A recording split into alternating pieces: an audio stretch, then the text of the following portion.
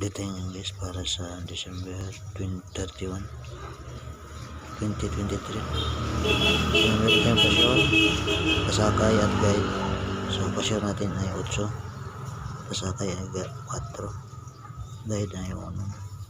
So meron tayong 2 per guide, meron tayong 26, 20, 27, 28, 21, 24, 36, 30, 37, 38, 31, 34, 56, 50, 57, 58, 51, 54, 96, 90, 97, 98, 91, saka 94. So meron tayong guide combination, no? So meron tayong guide combination para sa December 31, 2023. So ito yung tatayan ko ngayon guys. Ngayong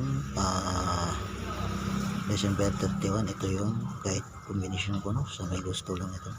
Meron akong 247, 240, 947, 940. So guys, don't forget guys, follow and share.